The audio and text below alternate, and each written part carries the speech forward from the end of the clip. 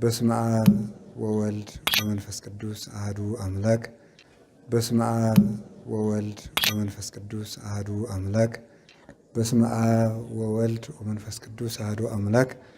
በባህሪው ሞት በመንግስቱ ሽረት የሌለበት ቅድመ ዓለም የነበረ ዓለምን በማይመረመር ጥበቡ የፈጠረ ትንኝንም ሳይዘነጋ የሚመግብ ሥጋችንን ለብሶ ያዳነን መድኃኒታችን ኢየሱስ ክርስቶስ በልባችን አስበን በአንደበታችን ተናግረን ስለማንፈጽመው ስለ ቸርነቱ ስሙ የተመሰገነ ይሁን።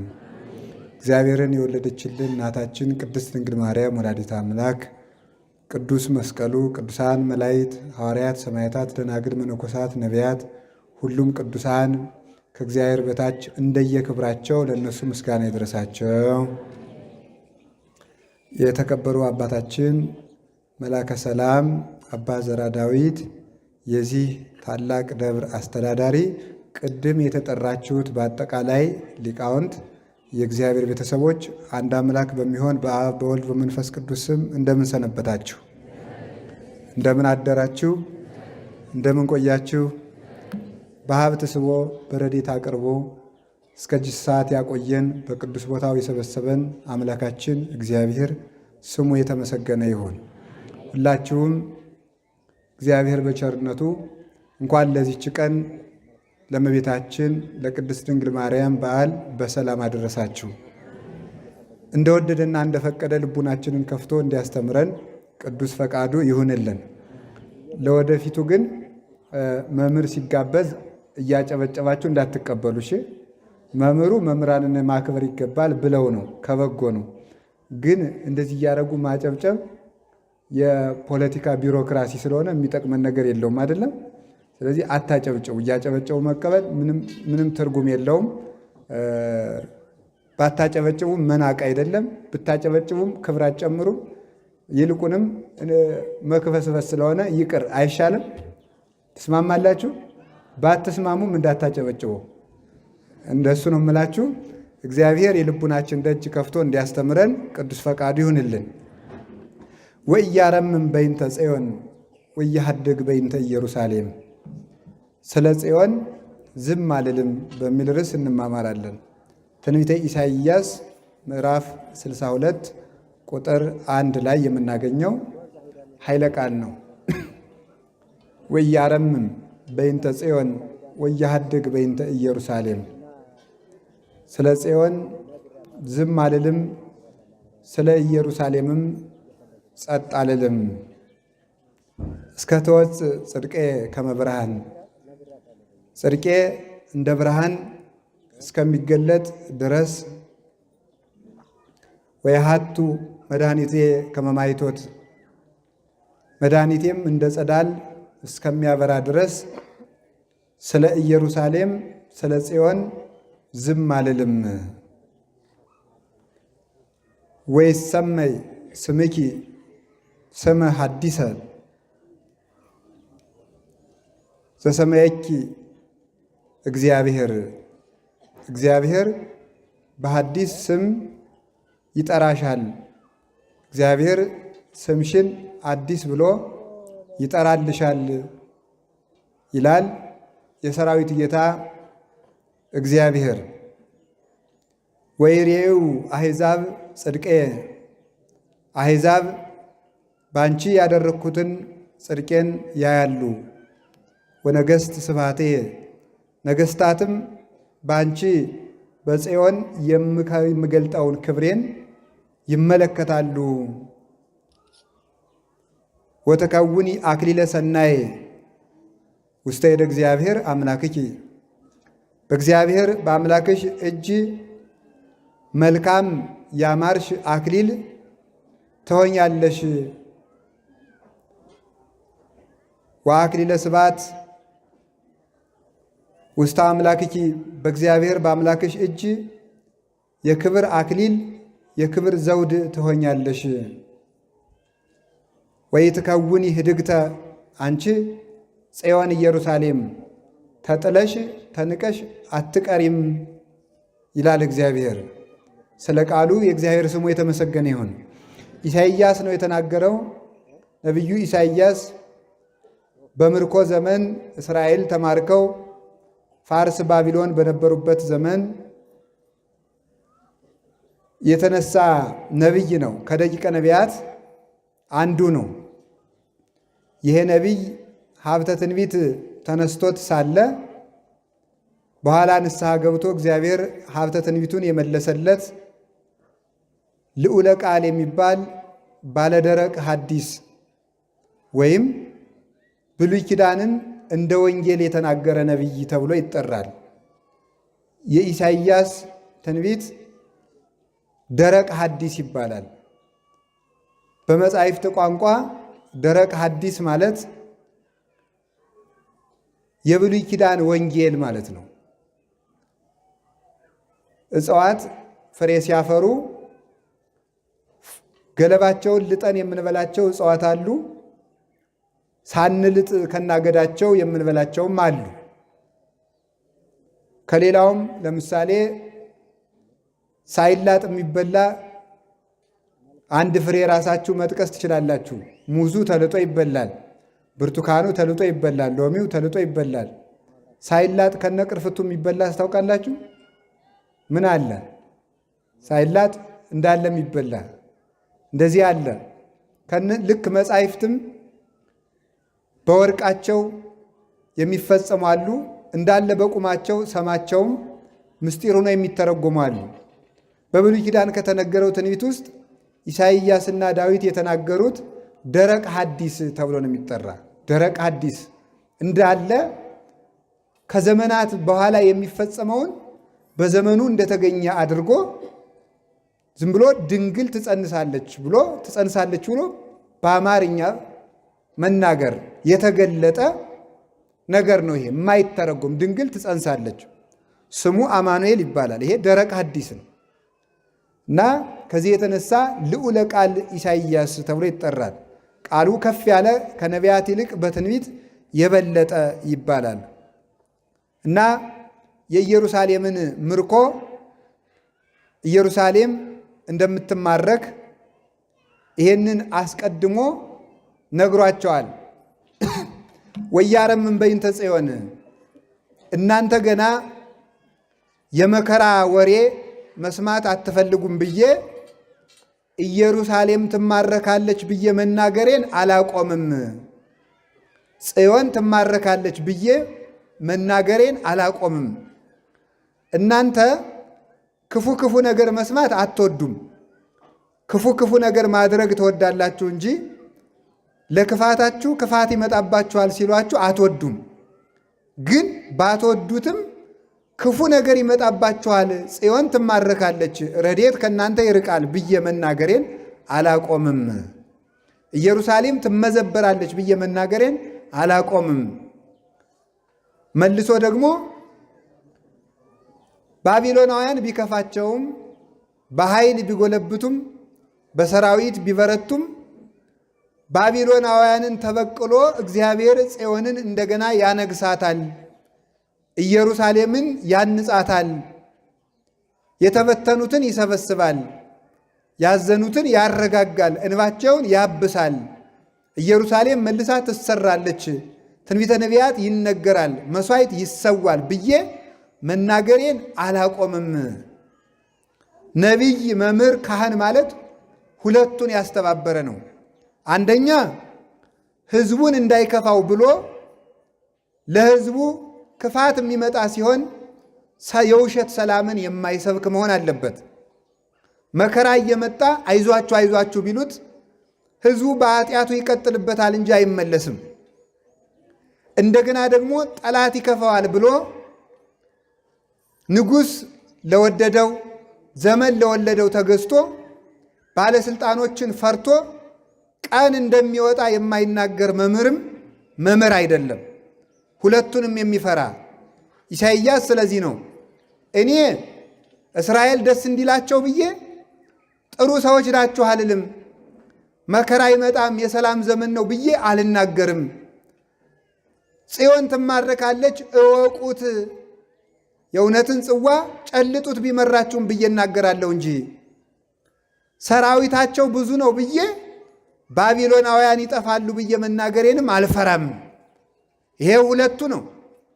አሁን በዚህ ዘመን ሕዝቡም መከራ መጣ ብሎ ሲነግሩት አይወድም። ሌላው ደግሞ የተሾመው ባለስልጣኑ መከራ መጣ ብሎ ሲነግሩት አይወድም። ሁሉም ምን ይፈልጋል? የሰላም ዘመን ነው ሲሉት ይወዳል። ቀጥሎ ሰላም ይመጣል ሲሉት ይወዳል። ትዝ ይላችሁ እንደሆነ በሀገራችን ታሪክ አፄ ኃይለ ሥላሴ ንጉሠ ነገሥት ዘኢትዮጵያ እስከ መጨረሻው ድረስ ከዙፋናቸው ይውረዱ እስከሚባሉ ድረስ ሀገር ሰላም ነው እያሉ ነበር የሚያወጉ ማለት ነው።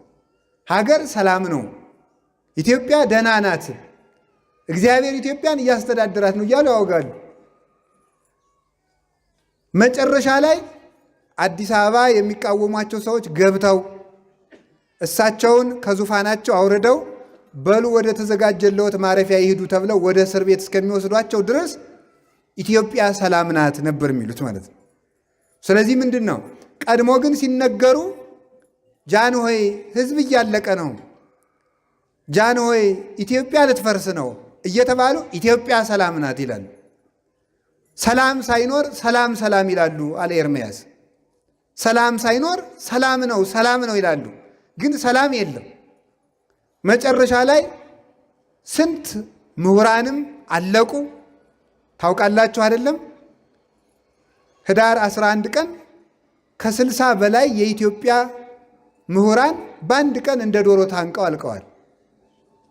የኢትዮጵያ ሚኒስትሮች ማለት ነው።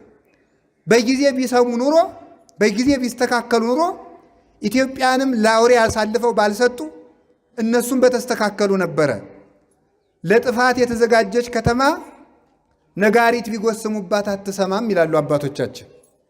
እስራኤልን እግዚአብሔር ተስተካከሉ፣ የመከራ ዘመን አመጣለሁ፣ ምርኮ ይመጣባችኋል፣ ኃጢአት እየሰራችሁ ጣዖት እያመለካችሁ ስላስቸገራችሁኝ ረድኤቴን ከእናንተ አርቃለሁ፣ ተስተካከሉ አላቸው።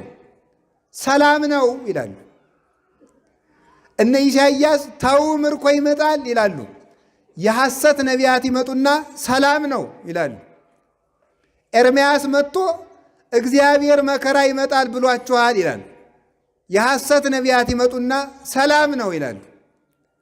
ኋላ ተመልከቱ፣ ኢሳይያስንም በመጋዝ ሰንጥቀው ገለዋል፣ እውነት ስለነገራቸው። ኤርምያስንም ከአዘቅተ ኩስ ወርውረው ጥለውት ነበረ፣ በድንጋይ ወግረውታል። እናንተ አንድ ቀን የእኛን ሰላም ተናግራችሁ አታውቁም፣ የእኛን ጥፋት ነው የምትናገሩ ይላሉ። ግን ተመልከቱ ምን ይላል ሰሎሞን መሰላችሁ? ከጠላት መሳም የወዳጅ ንክሻ ይሻላል ይላል። ከጠላት መሳም የወዳጅ ንክሻ ይሻላል። በውሸት ሰላም ነው፣ ጥሩ ሰዎች ናችሁ፣ ጥሩ ዘመን ይመጣላችኋል ተብለን ቀጥሎ እሳት ከሚነድብን መከራ ይመጣባችኋል ተብለን ሰላም ቢመጣልን ይሻለናል። እኛ ግን ተግሳጽ አንወድም። ተግሳጽ ከሚነገርበት እንኮበልላለን። አይዟችሁ የሚለንን ብቻ እንከተላለን። ውሃ ሙላት ሲወስድ እያሳሳቀ ነው እንደሚባለው ዓለም እያሳሳቀች አጠፋችን። አሁንም ቢሆን የምነግራችሁ እናንተን ደስ እንዲላችሁ ብለን ሕዝቡን ደስ እንዲለው ብለን አይዟችሁ ሰላም ዘመን ነው አንልም። ወይም ደግሞ ምን ይባላል መሰላችሁ? አረ ሰላም የለም ሰው እየተፍጃጃ ነው፣ ተው ተስተካከሉ ሲባሉ ዳኞች ኃያላን ምንድን ነበር የሚሉት? ሰላም ነው።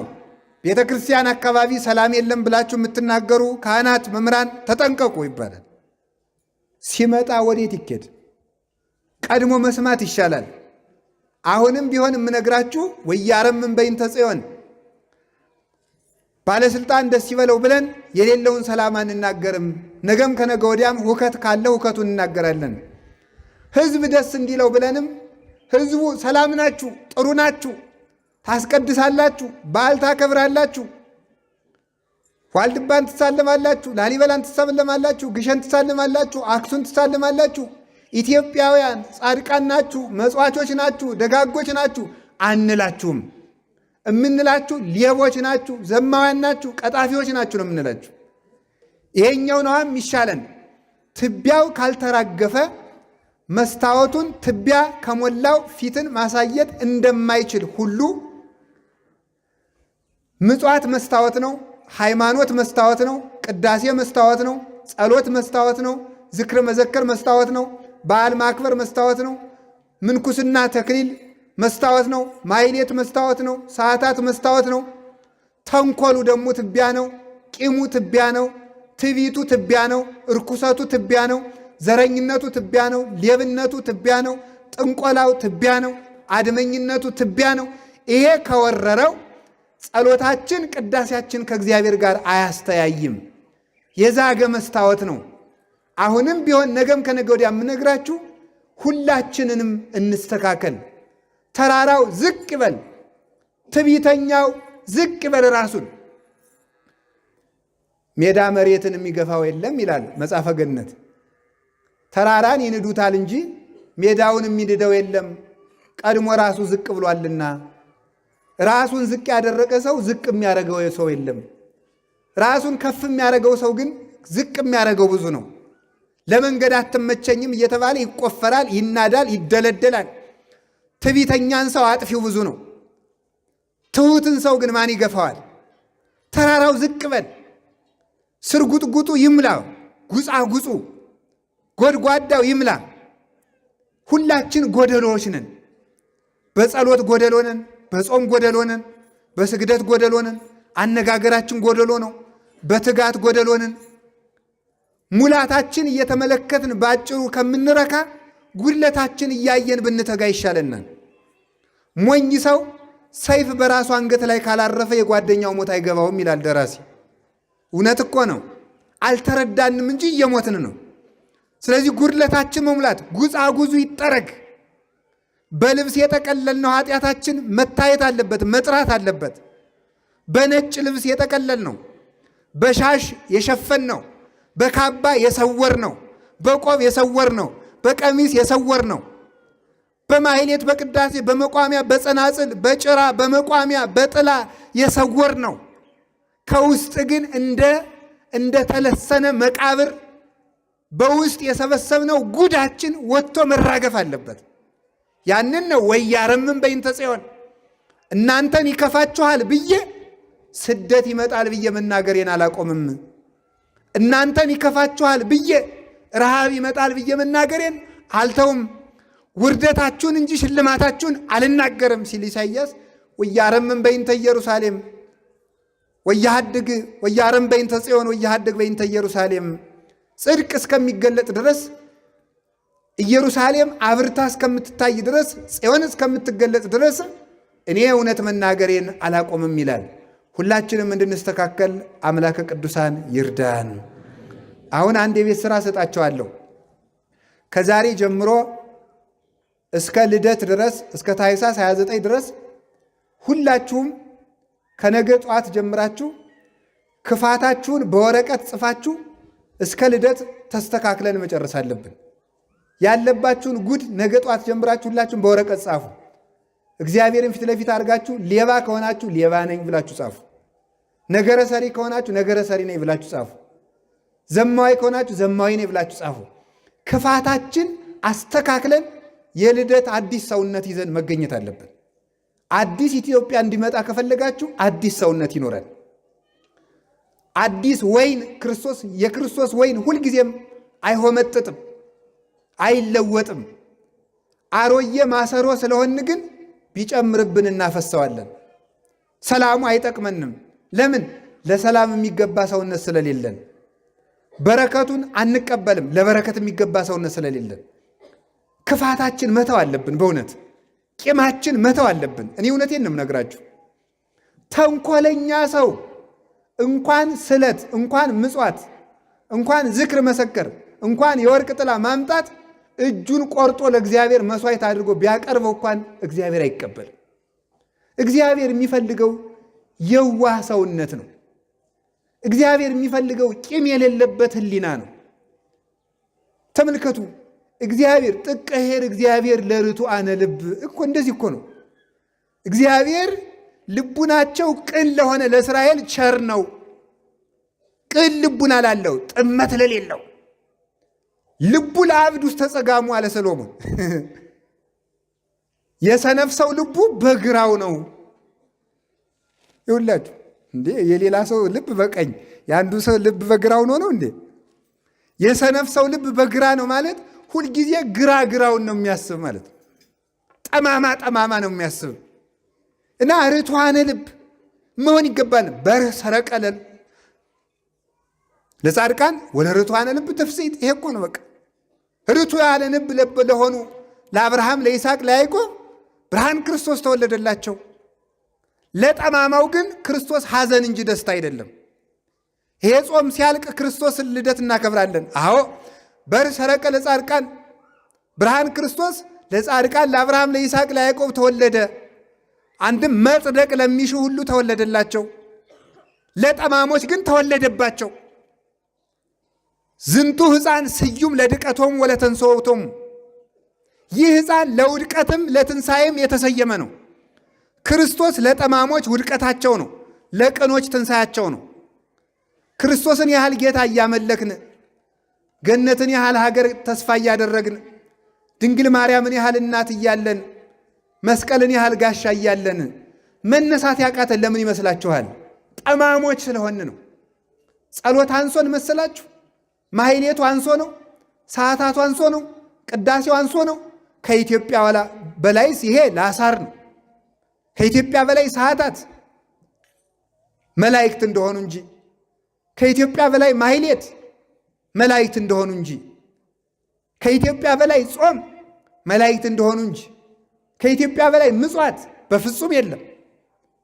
አዲያ ግን ጠማማነታችን፣ ተንኮልነታችን እንደ እስራኤል ነው። ጠማሞች ነን፣ በእውነት ጠማሞች፣ ቀናተኞች፣ በባልንጀራችን ማማር ደስ የማይለን ጉጾች ነን በእውነቱ። ይሄን እግዚአብሔር አይወደውም። የዲያብሎስ መልክ ነው ይሄ። የማይታረቅ ልብ ያለው ሰው የዲያብሎስ የበኩር ልጁ ነው። ሀዳጌ በቀል የማይሆን ቂም የማይረሳ ልብ ያለው ሰው እሱ የዲያብሎስ ልጅ ነው። በክርስቶስ ፊት ጽዋ ተርታ ዕድል ፈንታ የለውም። ነገም እነግራችኋለሁ፣ መስተካከላችን ብቻ ትንሣኤን ያመጣልናል።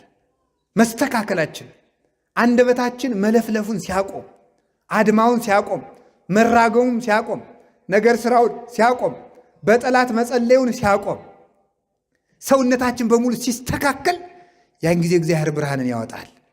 እግዚአብሔር ለኢትዮጵያ ብርሃንን ያወጣልን። እንዲወጣልን ደግሞ እንስተካከል። እውነቴን ነው። ተስተካከሉ። በሞት ያፈርሰውን እጃችኋለሁ። እግዚአብሔር ቅዳሴ አልቸገረውም። እግዚአብሔር የቸገረው ነገር የለም። እግዚአብሔር የቸገረው ሰው ነው። ሰው ተሆኑ እንደሆነ ሰው ሁኑ። ሰው እንሁንና እግዚአብሔር ደግሞ እኔ አሁን ክርስቲያን መሆኑ ቀርቶብን ፍጥረት በሆን ራሱ ሰው በሆን ራሱ አውሬ እኮ ነን። አታዩትም እንዴ? እንስሶች እኮ ነን። በእውነት መስተካከል አለብን። ወደ ራሳችሁ ተመልከቱ። እግዚአብሔር እንዲሰማን ከፈለጋችሁ እውነቴን ነው የምነግራችሁ። እግዚአብሔር እስራኤልን ምንድን ነው ያላቸው? እኔ ጾማችሁ አነሳ አላልኩም፣ ግን ግፍ እየሰራችሁ ስለምትጾሙ ጾማችሁን አልፈልግም ይላል የሰራዊት ጌታ እግዚአብሔር። አሁን የጎንደር ምህላ ብቻ እንኳን ኢትዮጵያን ዓለምን አያስተካክልም። ለምንድን ነው ግን እንደዚህ? ለምንድን ነው ታዲያ ማስተካከል ያልቻልነው? ማለዳ ጊዜው ማህረነ ነው፣ ማታ ጊዜው ቅስፈነ ነው። ጥፋት ነው እኮ። እኛ እኮ ቅሰፈኝ ነው የምንለው እኮ። ይህ እኮ ነው ቂማችን መች አለቀ? ሌላውን ተውት። እግዚአብሔር የሚፈልገው ፍቅር ብቻ ነው። የሕግ ፍጻሜ ፍቅር ነው አለ ቅዱስ ጳውሎስ።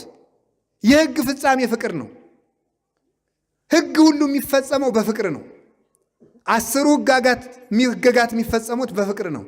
እና እግዚአብሔር ለሁላችንም ቅን ልቡና ያድለን፣ አዲስ ልብ ይስጠን፣ አሮጌውን ሰውነታችን ያራግፍልን መድኃኔዓለም። ይሄ ጾም ሲያበቃ የእኛ ግፍም እንዲያበቃልን መልካም ፈቃድ ይሆንልን። አሁን እንግዲህ ስለ ጽዮን ዝም አልልም። ጽዮን ማን ናት? ለጽዮን ዝም አለ ማለት ምንድን ነው የሚለውን አጠር አድርጌ ነግሬ ወደ ቅዳሴያችን እንሄዳለን። እግዚአብሔር ከሁላችን ጋር ይሁን። ስለ ጽዮን ዝም አልልም። ስለ ጽዮን ዝም አልልም ያለው ነቢዩ ኢሳይያስ ለጊዜው ይህን መከራ ለማስታወስ ነው። ፍጻሜው ግን ጽዮን ስለተባሉ ነገሮች ሁሉ ዝም ማለት አይገባም። የሰው ልጅ በሕይወት ዘመኑ ዝም ማለት የሚገባው ብዙ ነገር አለ። ጊዜ እስከሚያልፍለት ድረስ ሰው ዝም ማለት አለበት። የመናገሪያ ጊዜ አለው። አድማጭ በሌለበት መናገር ነውር ነው። እስመ ከመዝ ልማዶሙ ለአበው ይምትሩ ምክረ እማበ እዝን ዘይሰምዕ። አባቶቻችን ከማይሰማ ሰው ጆሮ ምክር ማቋረጥ ልማዳቸው ነው አለ መጽሐፈ መነኮሳት። ከማይሰማ ሰው ጆሮ ምክር ማቋረጥ ለአባቶች ልማድ ነው። የማይሰማን ሰው መምከር ተመልከቱ፣ ካሸዋ ላይ ሕንፃ እንደመስራት ነው ይላል ሲራክ። ደግሞ ለማይሰማ ሰው አይነገርም። ሰሚ በሌለበት አይነገርም፣ አይለፈለፍም። ሁለተኛ ያልተረዱትን ነገር ዝም ማለት ይገባል። ያልተረዱትን መናገር አገር ያፈርሳል። ጌታችን ኢየሱስ ክርስቶስ ብርሃነ መለኮትን በደብረ ታቦር በገለጠ ጊዜ ተመልከቱ፣ ብልጭ ሲያደርገው ብርሃነ መለኮቱን ሐዋርያት ፍግምግም ብለው ወደቁ። ኋላ ጌታ ምንድን አላችሁ? ወአዘዞሙ ከመ ይንግሩ ወይለመኑሂ። በተራራ ያዩትን ነገር ለማንም እንዳይናገሩ ከለከላቸው። ለምን? ክርስቶስ ብርሃኑን ሲገልጥ የእግዚአብሔር መምጣትና የዓለም ማለፍ መስሏቸው ስለነበረ ሄደው ሊናገሩ የነበረ ሐዋርያት ምን እያሉ መሰላቸው? ዓለም ልታልፍ ነው እያሉ ነበረ። ዓለም ልታልፍ ነው እያሉ ሊናገሩ ስለነበረ ያልገባችሁን ምስጢር አትናገሩ ለማለት አትናገሩ አላቸው። ስለዚህ ሰው ያልተረዳውን ነገር ዝም ማለት አለበት። የተሻለ ተናጋሪ ካለ እኛ ዝም ማለት መልካም ነው። አባ አጋቶን የሚባል መነኩሴ መነኮሳትን ሰብስቦ ከመጽሐፍ ቅዱስ አንድ ኃይለ ቃል አውጥቶ ጠየቃቸው። የዚህ ቃል ትርጉሙ ምንድን ነው? ሁሉም እንደገባው ተናገረ። አንድ መነኩሴ እጁን አውጥቶ እኔ አላውቀውም አለ። ከሁላችሁ መልሱን ያወቀው ይህ ነው አለ። አላውቀውም ያለ ሰው እግዚአብሔር እውቀት ይጨምርለታል። ስለዚህ ዝም ማለት የሚገባል አንደኛ ጊዜ እስከሚያልፍ ድረስ፣ ሁለተኛ ያልተረዳውነውን የማናውቀውን፣ ሶስተኛ የተሻለ ተናጋሪ ባለበት። ዮሐንስ አፈወርቅ ምን ይላል? ሹመት ተሾም ብለው በለመኑ ጊዜ የሚሾም እያለ አትሾም፣ ከጠፋ ግን አልሾምም አትበል፣ መከራ መፍራት ይሆንብሃል ይላል። መከራ ፈርተ ነው እንጂ አዝን አይደለም። ስለዚህ የሚሻል እያለ እኔ ልበል አይባልም። በቤተ ክርስቲያን ስርዓት እየሰማችሁ ነው። በቤተ ክርስቲያን ስርዓት ልበል የሚባል ስብዓት ብቻ ነው። ስብዓት ልበል ነው የሚባለው። ስብዓት ልበል ይባላል። ላስተምር ግን አይባልም። እኔ ልቃኝ አይባልም። እኔ ልቀድስ አይባልም። እኔ ልተርጉም አይባልም። በሉ ነው የሚባለው። በሉ ነው የሚባል። ስብዓት ሲሆን ግን ያነሰውን ልበል የበለጠውን በሉ ይባላል። ሰው ዝም ማለት የሚገባው በዚህ ጊዜ ነው። ሞኝ ሰው የሚያስተምር ካለበት ያስተምራል።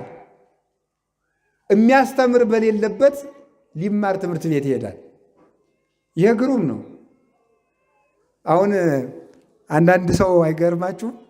አንዳንድ ምዕመናን ከመምህራን ከመነኮሳት ከካህናት ሂዱና እነሱ 40 ደቂቃ ተናግረው ንስሐ አባትየው የሚናገር 3 ደቂቃ ነው።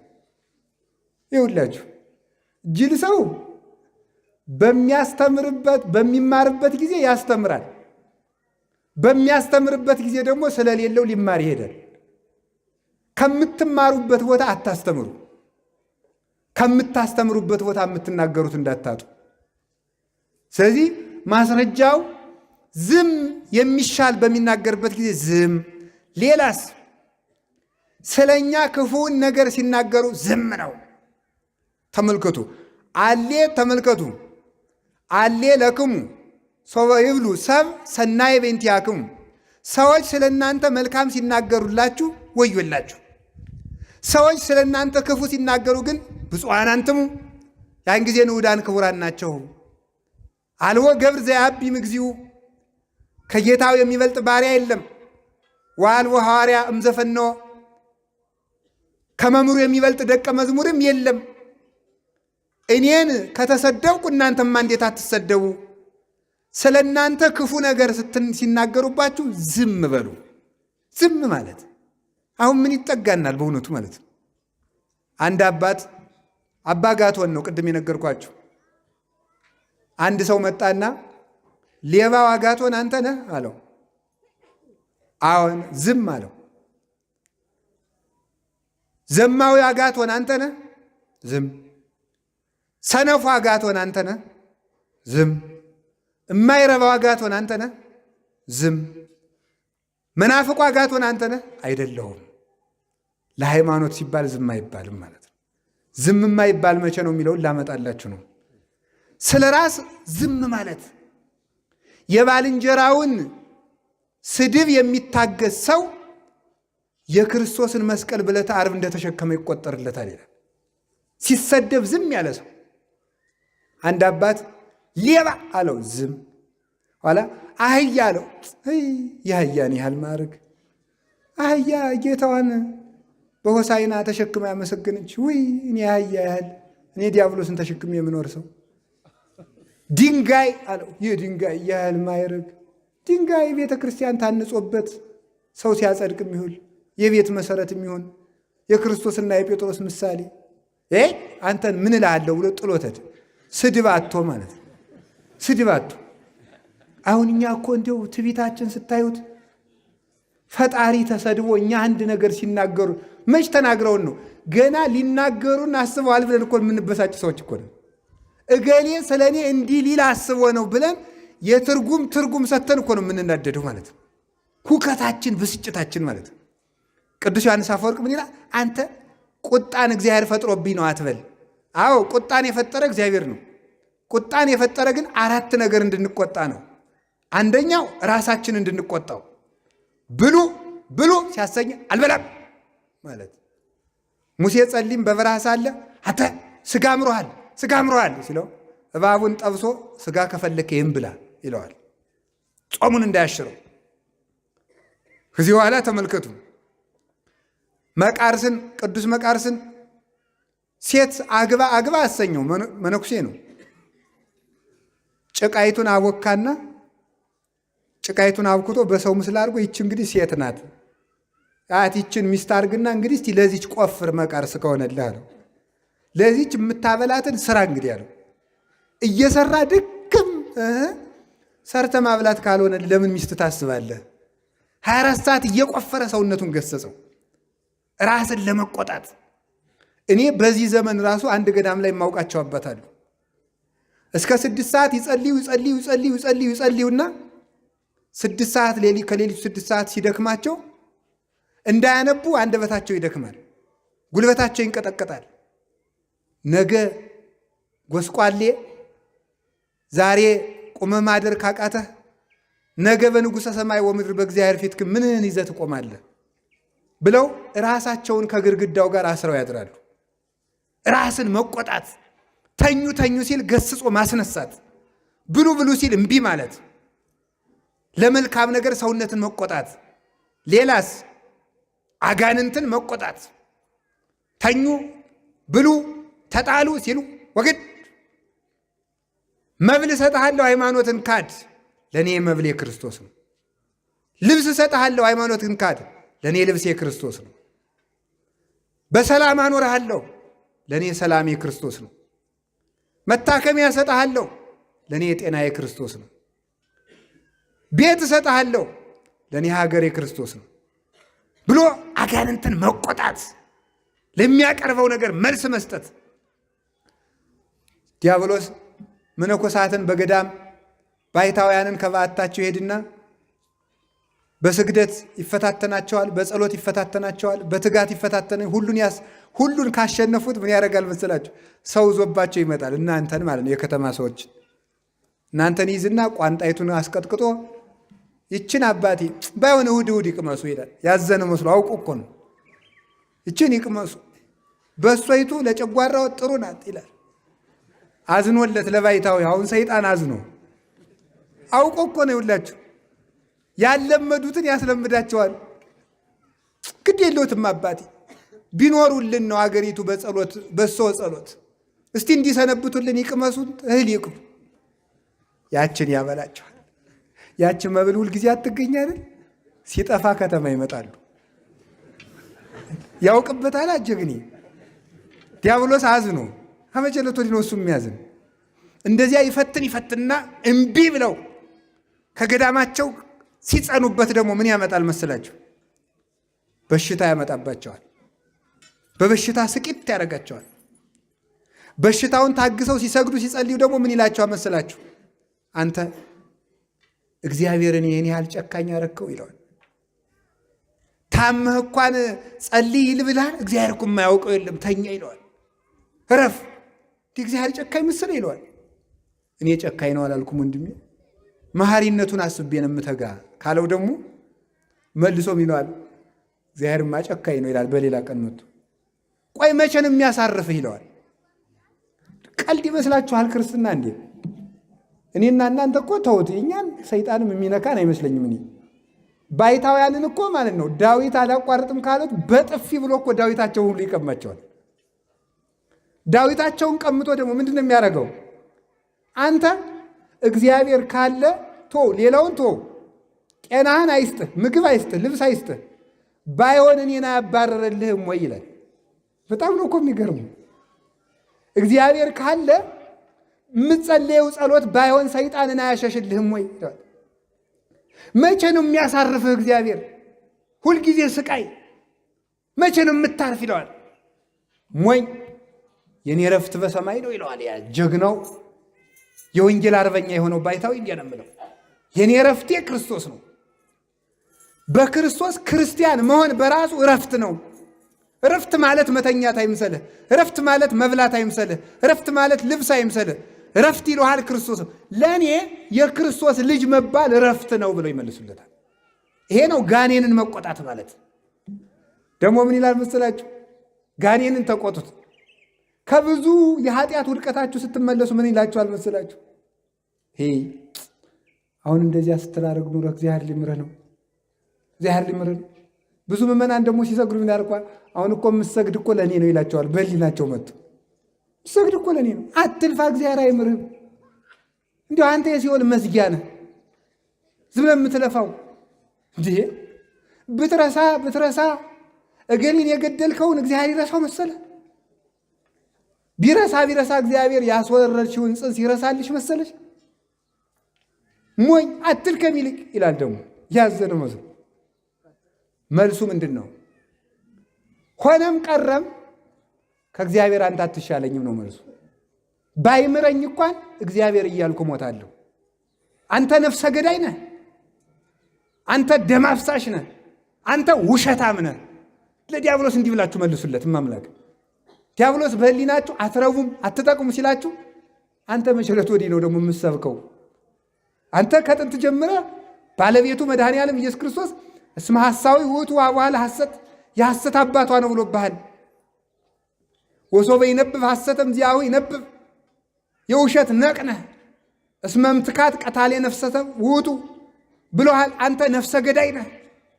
ነፍሰ ገዳይ ከመቸለት ወዲህ ነው ስለ ምሕረት የሚጠየቀው።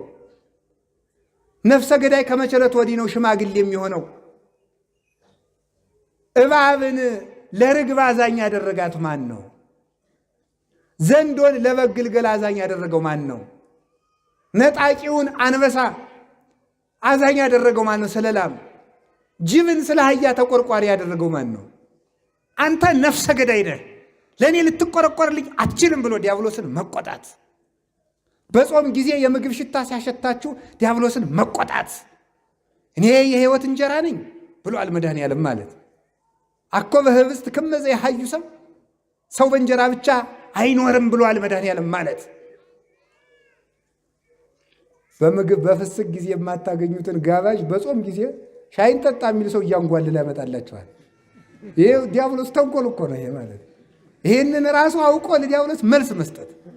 ስለዚህ ዲያብሎስን እንድንቆጣው በ9 ሰዓት አንድ የሚያቀምሳችሁ አትገኙ። 5 ሰዓት ላይ ግን የሚጋብዝ ሰው ይመጣል። ደረሰ አልደረሰ ብሎ ማለት ይሄን ነው ዲያብሎስን መቆጣት። መናፍቃንን መቆጣት፣ አጋንንትን መቆጣት፣ ልጆችን ደግሞ መቆጣት፣ ተማሪዎችን መቆጣት፣ ትምህርት ሲያበላሹ ይሄ ነው። ተመልከቱ። ይሄንን በዚህ ጊዜ ምን ማድረግ ይገባ? መቆጣት። ራስህን ሲናገሩ ግን ዝም በል፣ የማታውቀውን ዝም በል፣ የሚያውቁት ይናገሩ፣ አንተ ዝም በል፣ ጊዜ እስከሚያልፍ ድረስ ዝም በል። ለሁሉም ጊዜ አለው። በዚህ ጊዜ ዝም ማለት ይገባል። ዝም ማንልሳ ስለምንድን ነው ብትሉኝ፣ ስለ ጽዮን። እስኪ በሉላችሁ። አዎ ስለ ጽዮን ዝም አንልም። ስለ ስድብ፣ ስለ ርኩስ ነው ቢሉን ምን ቢሉን ዝም እንላለን። ስለ ጽዮን ግን ዝም አንልም። ስለ ጽዮን ዝም ማለት ያስቀጣል። ጽዮን የተባለችው አንደኛ ታቦተ ጽዮን ናት። ታቦተ ጽዮንን ሁላችሁ እንደምታውቁት ሕያው እግዚአብሔር በይቅርታው በቸርነቱ የሰውን ልጅ ከማዘኑ የተነሳ ለሰው ልጅ ሰውን ከመውደዱ የተነሳ በሙሴ ዘመን 10ሩን ቃላት በግብር አምላካዊ ጽፎ ለሙሴ ሰጥቶታል። ከኦሪት ዘጸአት ምዕራፍ 25 ከቁጥር 1 ጀምሮ እንደምታነቡት 10ሩን ቃላት በሁለት ጽላት እግዚአብሔር ጽፎ ሰጥቶታል። ይህንን ጽፎ የሰጠበት ምክንያት ስለ ሁለት ነገር ነው። አንደኛ ሰው ስለከፋ ነው።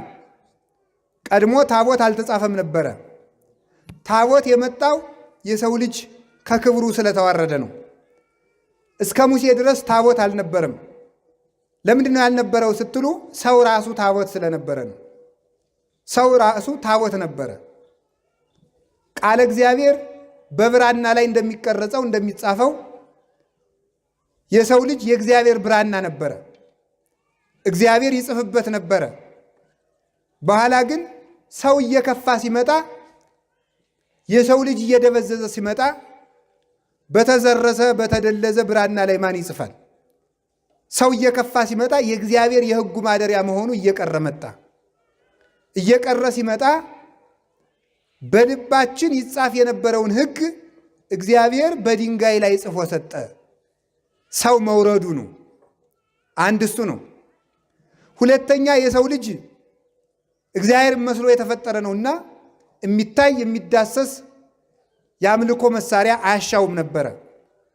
ሰው እየበደለ እየወረደ ዝቅ እያለ ከልልና ነፍስ እየወረደ ሲመጣ የሚዳሰስ አምላክ ፈለገ፣ የሚታይ አምላክ ፈለገ፣ ምልክት ፈላጊ ሆነ።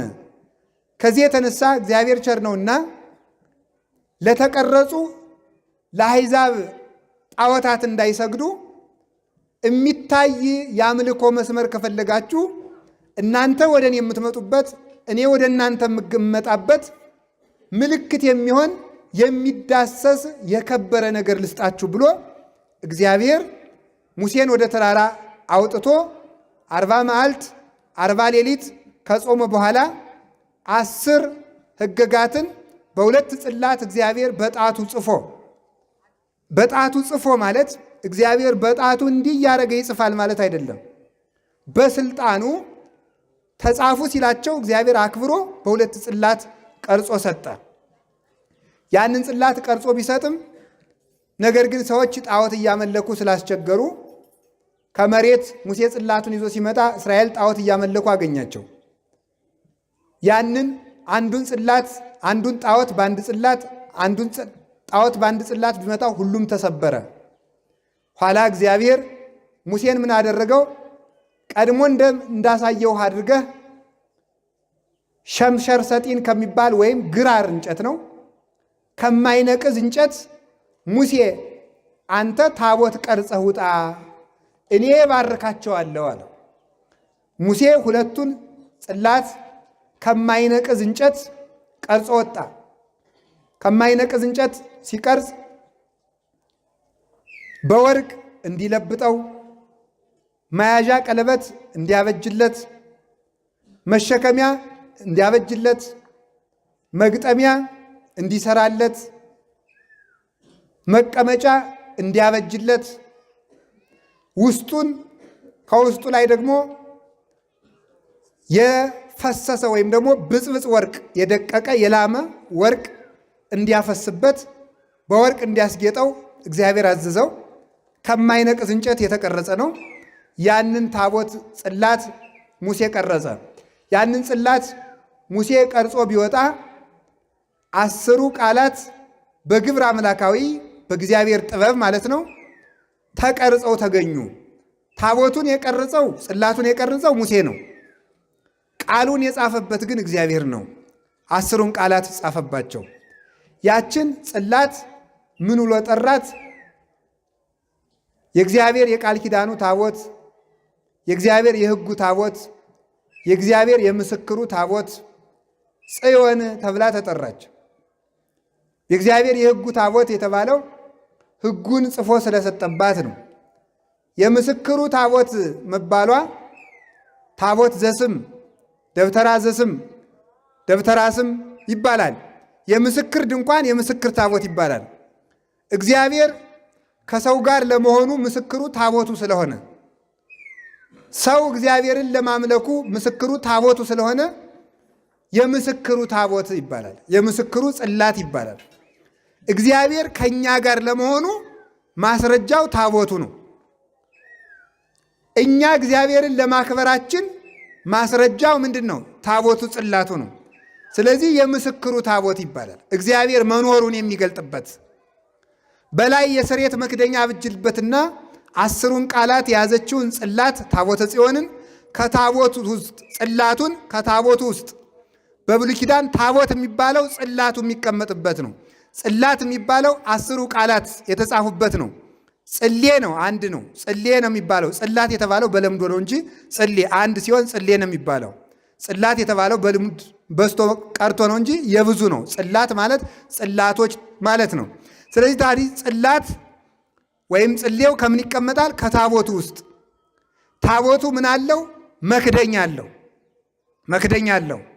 ከውስጥ ጽላት አለው። ከጽላቱ ላይ 10 ቃላት ተጽፎበታል።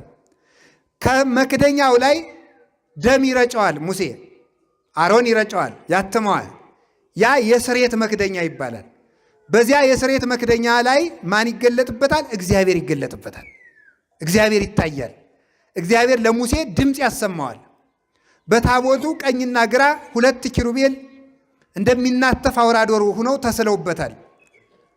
በኪሩቤል መካከል ሙሴ ገብቶ ለእስራኤል የሚያስፈልገውን ነገር ትእዛዝ ሰምቶ ይወጣ ነበረ። ትእዛዝ ሰምቶ ይወጣል። ስለዚህ የምስክሩ ታቦት ተብሎ ይጠራል።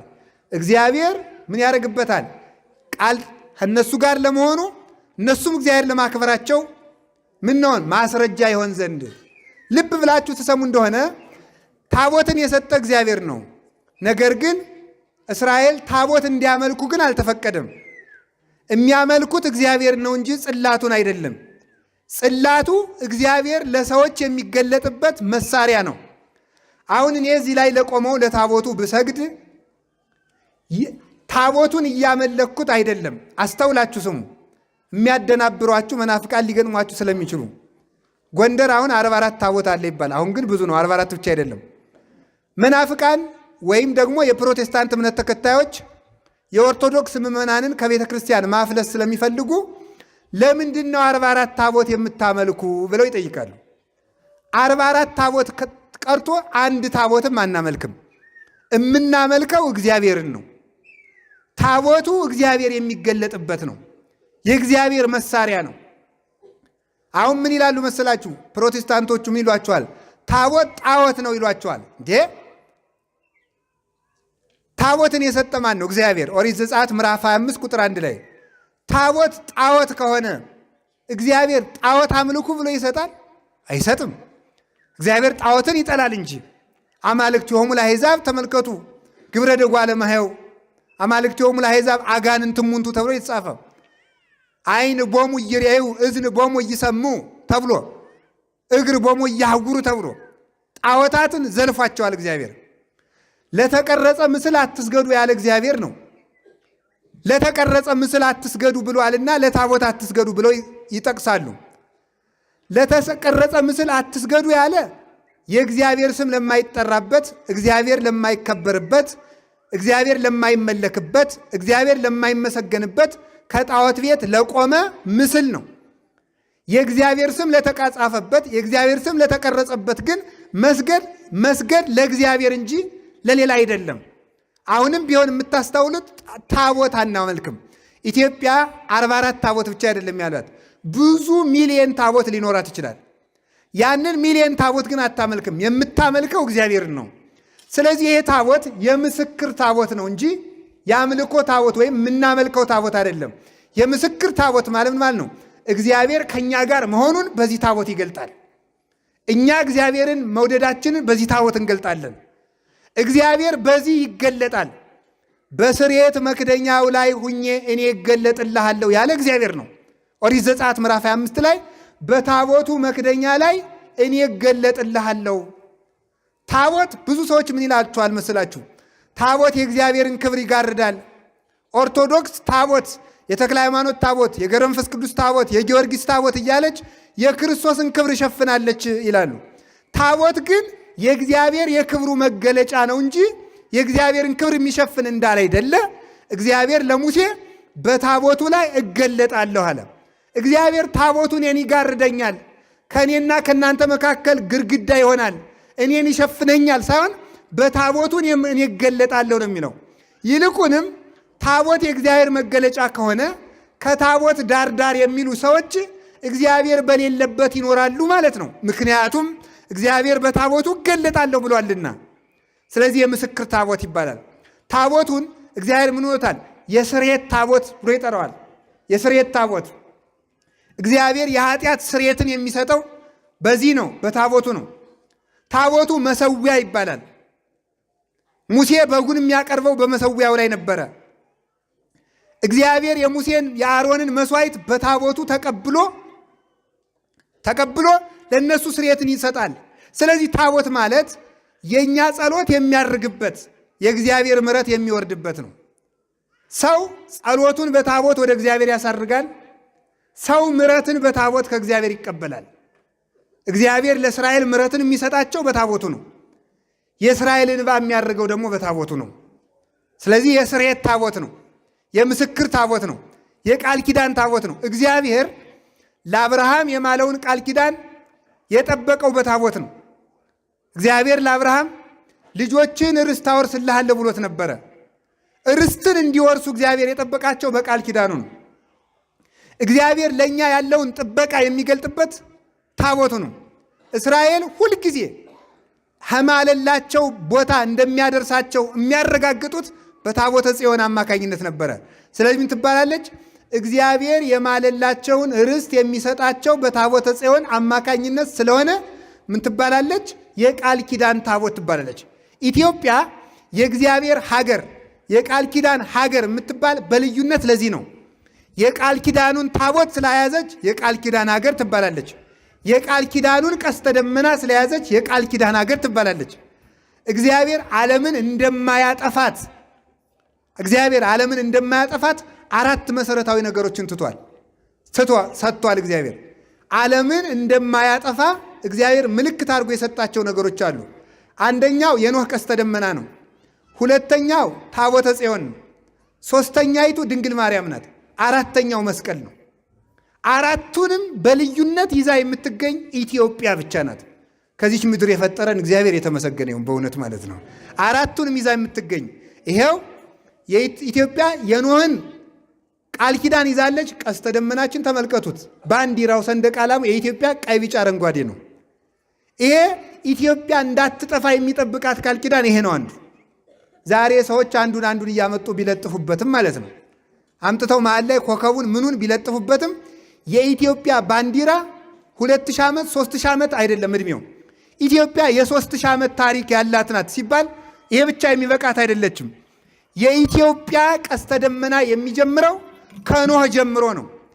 ኢትዮጵያ ሀገር ሳይፈጠር የነበረች ሀገር መሆኗን የምታውቁት ሰንደቅ ዓላማዋን ራሱ ባንዲራዋን የመረጠላት እግዚአብሔር ስለሆነ ነው። ያንን ይዛ ትኖራለች። ሰንደቅ ዓላማዋ ራሱ ይጠብቃታል ኢትዮጵያን። አንድ የቃል ኪዳኑን ታቦት በብቸኝነት ይዛ የምትገኝ ኢትዮጵያ ናት። እንኳንስ አይሁድ ይቅርና በክርስትና ያመኑት ህንድ፣ ሶሪያ፣ ኢትዮጵያ፣ ሌሎችም ኤርትራ አለች፣ ሌሎችም ደግሞ የግብፅ አለች።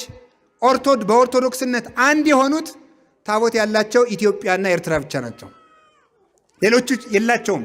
ኦርቶዶክስ ቢሆኑም የላቸውም። ግብፅ የላትም፣ ሶሪያ የላትም፣ አርመን የላትም፣ ህንድ የላትም። ግን ኦርቶዶክሶች ናቸው።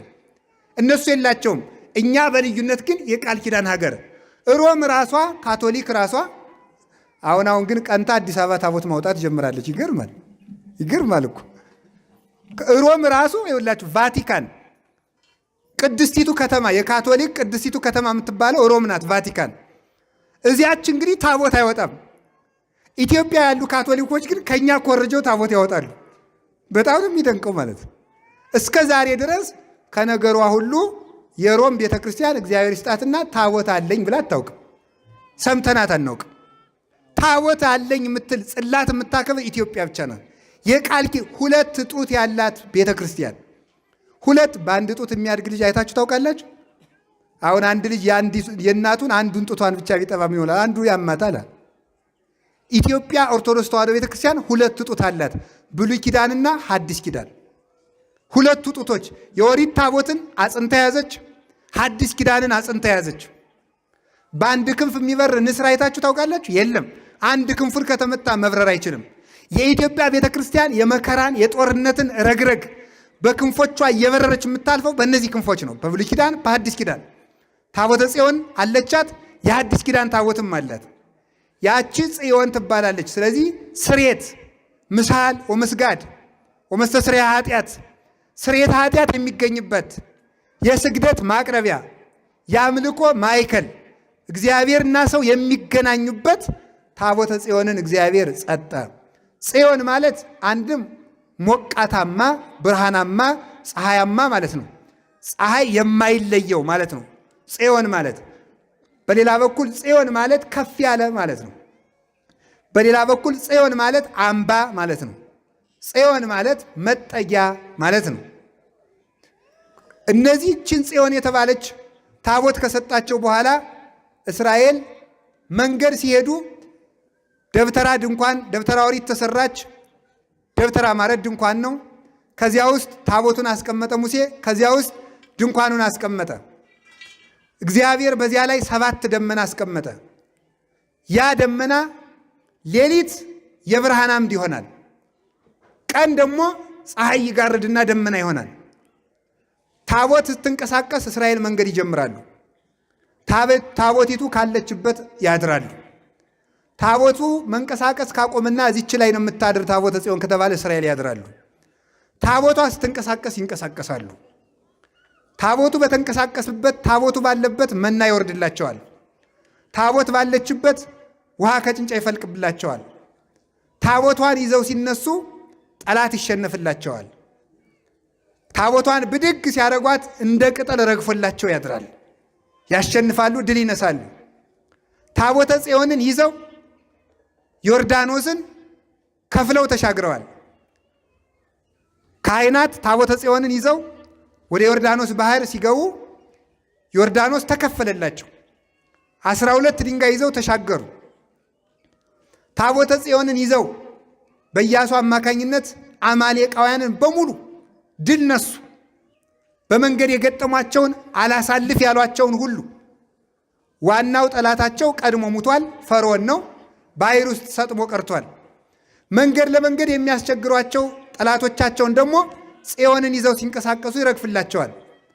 መጨረሻ ላይ ርስት ሊገቡ ሲሉ የኢያሪኮ ግንብ ተጋርዶ ቢያስቸግራቸው ታቦተ ጽዮንን ይዘው 7 ጊዜ ሲዞሩት ግንቡ ፈርሶላቸው ርስታቸውን ወረሱ።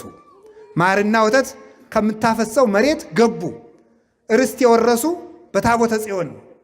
ይሁላችሁ ኃጢአታቸውን ስርየት የሚያገኙ በታቦተ ጽዮን፣ አዝመራቸው የሚባረክ በታቦተ ጽዮን፣ ዕድሜያቸው የሚረዝም በታቦተ ጽዮን፣ ባህር የሚሻገሩ በታቦተ ጽዮን፣ ጠላት የሚያሸንፉ በታቦተ ጽዮን፣ የጠላት ግንብ ያፈረሱ በታቦተ ጽዮን፣ ርስት የወረሱ በታቦተ ጽዮን አማካኝነት ነው። ይህንን አድርገው ሲኖሩ በደል መጣ። ይህን አድርገው ሲኖሩ ከእስራኤል ከግብፅ ከወጡ በኋላ 400 ዓመት መላ። 400 ዓመት ከሆናቸው በኋላ ኤሊ የሚባል ካህን ነበረ። ይሄ ካህን መግቧቸው ሲያረጅ አፍኒን ፊናስ የሚባሉ 2 ልጆች አሉት። እነሱን ምሉና ዱግ ተወራጅና የበላይ አድርጎ ሾማቸው ካህናት አድርገው። ከመቅደሱ ውስጥ ከታቦተ ጽዮን 3 በደል በደሉ። ባጭሩ አንደኛ ለታቦተ ጽዮን በቀዳማይ ሰዓተ ሌሊት በርቶ በቀዳማይ ሰዓተ መዓልት የሚጠፋ መብራት ነበረ። ማታ ከምሽቱ 1 ሰዓት ተለኩሶ ሲበራ አድሮ ማለዳ 1 ሰዓት የሚጠፋ መብራት ነበረ። እነዚህ ሰዎች ምን አረጉ? ህዝቡ መብራት ይዞ ሲመጣ ያንን እየሸጡ እነሱ እየበሉ ለእግዚአብሔር መብራት ምን ያደርግለታል? ራሱ ብርሃን ነው ማለት ጀመሩ። ለእግዚአብሔር ምን ያደርግለታል አሉ። እግዚአብሔር ምን ያደርግለታል? እግዚአብሔር ምን ያደርግለታልማ ካልን ሰውስ ምን አድርጎለት ነው የፈጠረው? እግዚአብሔር ስርዓትን የሚወድ አምላክ ነው። እግዚአብሔር መብራት ቸግሮት አይደለም። ጧፍ ነው ወይ ጉድ እናንተ! ፀሐይን የፈጠረ እግዚአብሔር ጧፍ ይቸግረዋል ብላችሁ ነው? እግዚአብሔር ለምንድን ነው? የስርዓት አምላክ የፍቅር መግለጫ ስለሆነ ነው። መብራቱን አጠፉት። ከዚያሳ ደግሞ ምን አደረጉ? መስዋዕቱ መጀመሪያ ለእግዚአብሔር ከቀረበ በኋላ ስቡ ከጤሰ አጥንቱ ከተከሰከሰ በኋላ እግዚአብሔር እሳት ከሰማይ ወርዶ ከበላ በኋላ መስዋዕቱን ከተቀበለ በኋላ ከተረፈው ስጋ ካህናቱ ይበላሉ። ከዚያ የተረፈውን ሕዝቡ ይበላሉ። እነዚህ አፍኒንና ፊናስ ግን ለእግዚአብሔር ከመቅረቡ አስቀድሞ ስጋውን እየጠበሱ መብላት ጀመሩ። ሁለት የእግዚአብሔርን መብላት በሉ። ሁለት ሶስተኛ ያውን ይባሳል አሉ ሰውየው። ሶስተኛ ምን አረጉ? ታቦተ ጽዮንን ደጅ ሊጸኑ የኦሪትን መቅደስ ሊሳለሙ የሚመጡትን ሴቶች ለኃጢአት እያታለሉ የሚጥሏቸው ሆኑ ይላል። ሰዎች የእግዚአብሔርን ቤት እንዳይሳለሙ አደረጓቸው።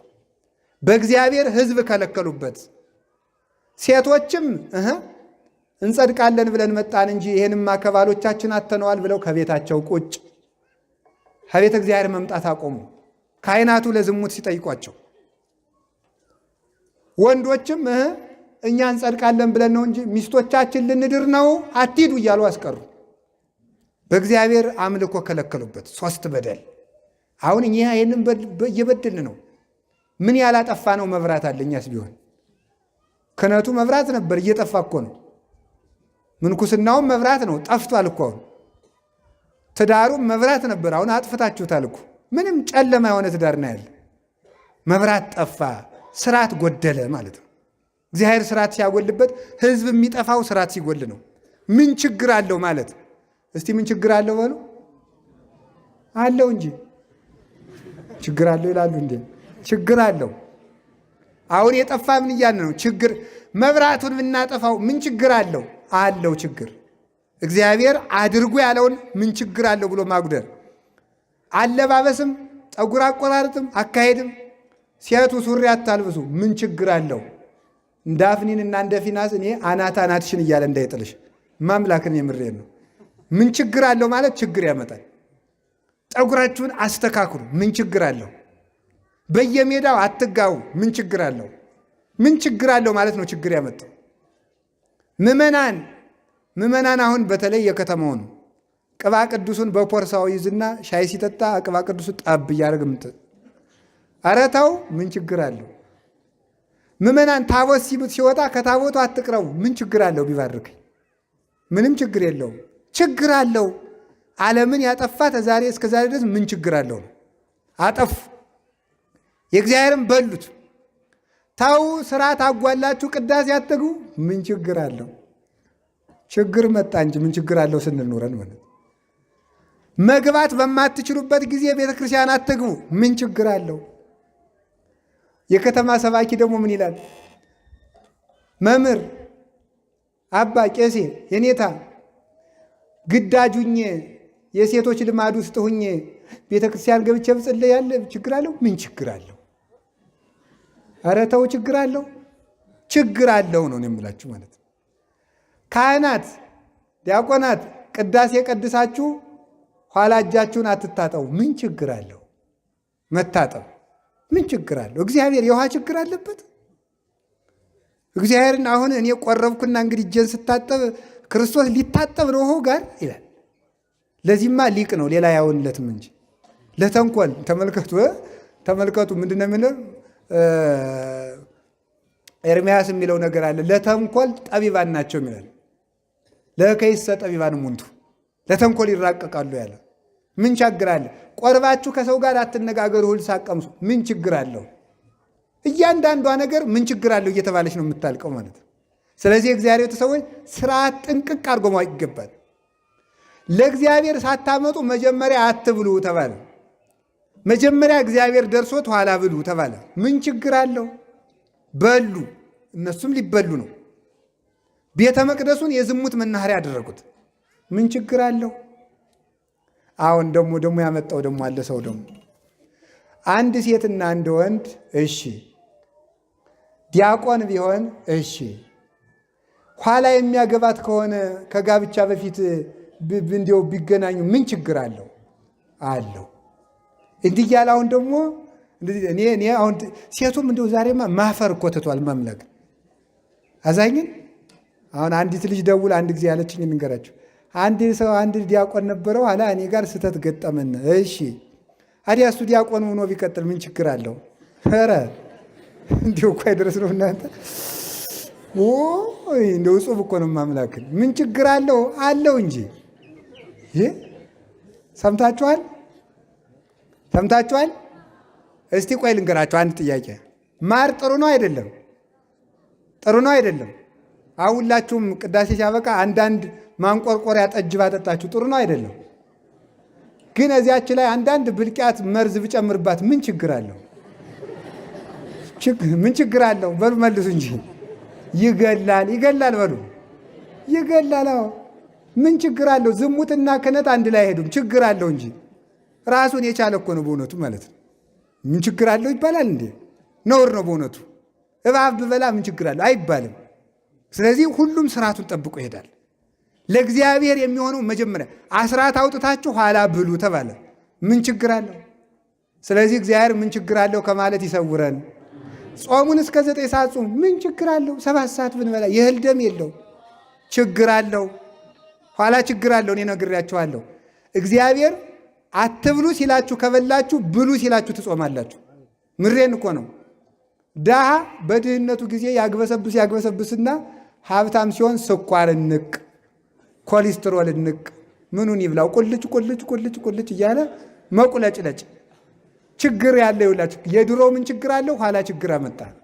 አሁን የምበሉ አሁን የእግዚአብሔርን ቤተ መቅደስ እየዘረፉ የሚበሉ በእግዚአብሔር መቅደስ ላይ ዝሙት የሚሰሩ እናንተ ማለት ናችሁ።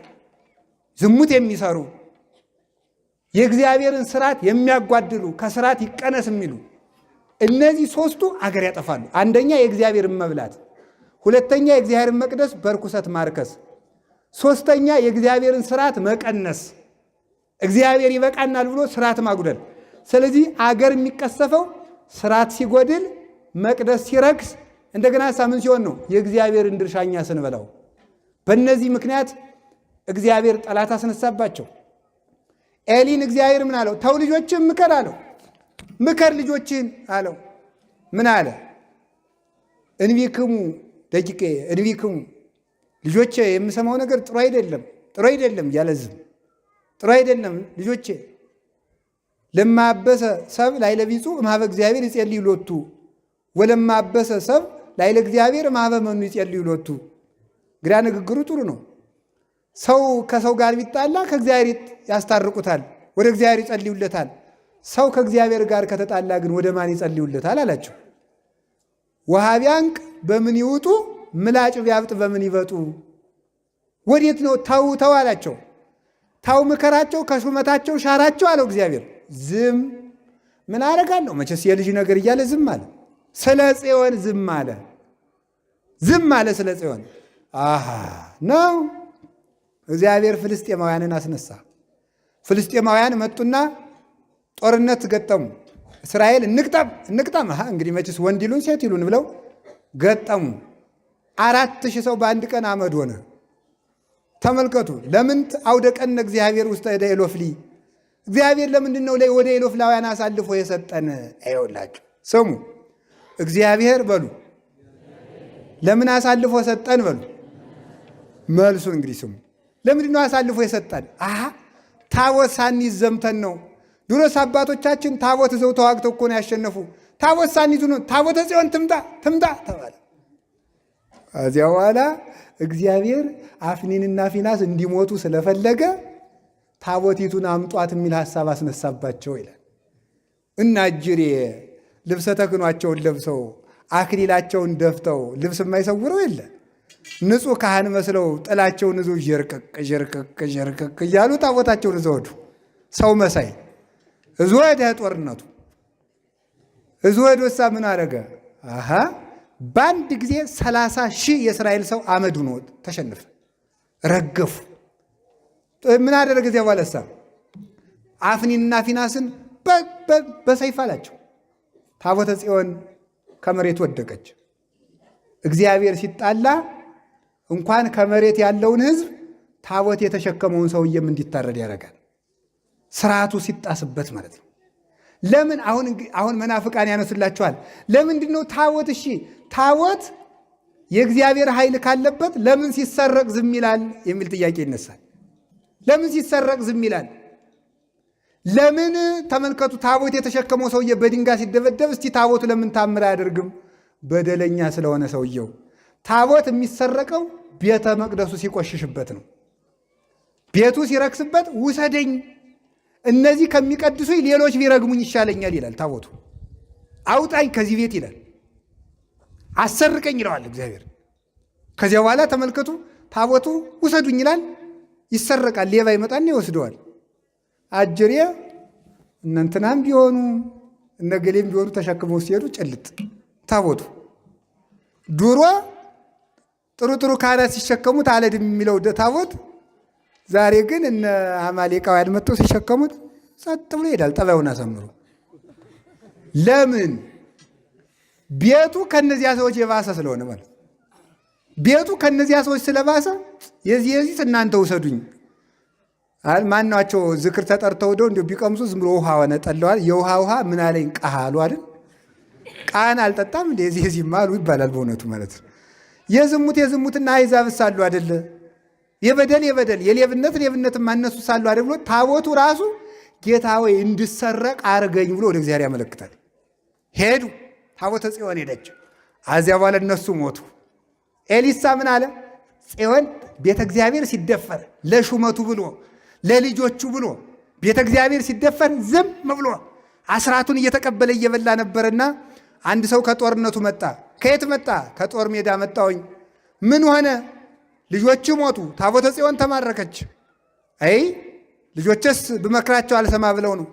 አስራቱን በኩራቱን ተቀብዬ በልቼ ጠጥቼ ከብሬ ነግሼ የምኖርባት ጽዮን እንዴት ተማረከች ብሎ አዳንቄ ያለቅሳለሁ ብሎ ገምሸርሸር ሲል ምን አደረገ? ከገዛ ወንበሩ ወደቀና የገዛ ጎና አጥንቱ ወግቶ ገደለው ይላል።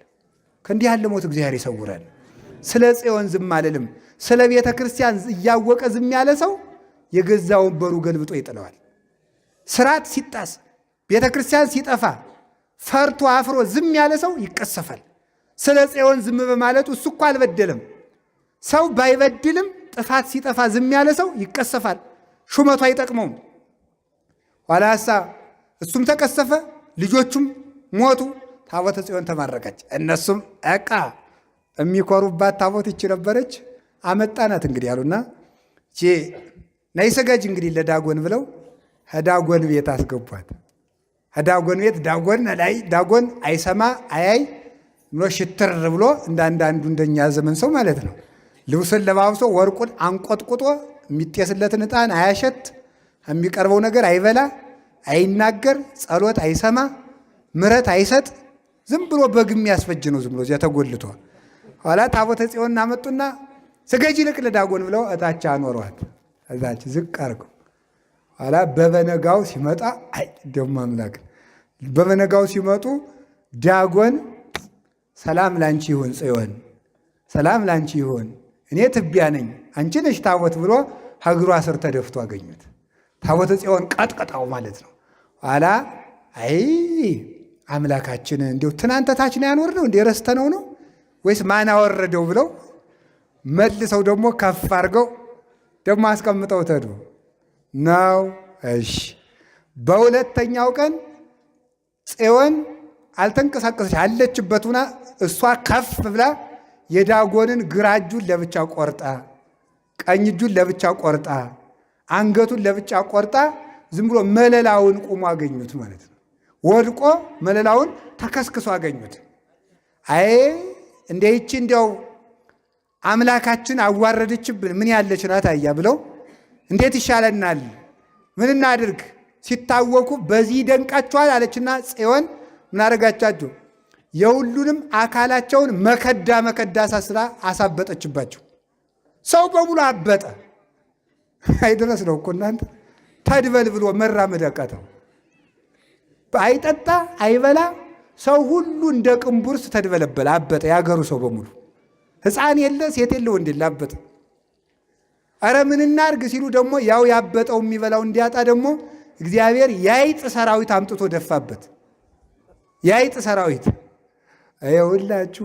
እስቲ የቤታችሁ አይጥ ያለባችሁ እጃችሁ አውጡ። ማምላክ አውጡ። አይጥ ያለባችሁ እኔ አውጡ ነግሬያችሁ እንዳትዋሹ። ሌባ ናችሁ ማለት ነው። እነዚያ ሰዎች እኮ ይኸውላችሁ አይጥ የመጣባቸው ታቦት ሰርቀው ነው። ወላዲተ አምላክን የማይሰርቅ ሰው አይጣ ቤቱ አይመጣም። ሰርቃችኋል። በቃ ሌቦች ናችሁ እናንተ።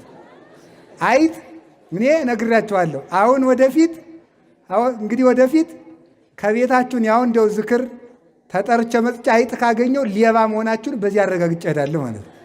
ስለዚህ ከዛሬ ጀምሮ መስረቅ እናቁም አናቁም በሉ፣ አንሰርቅም በሉ።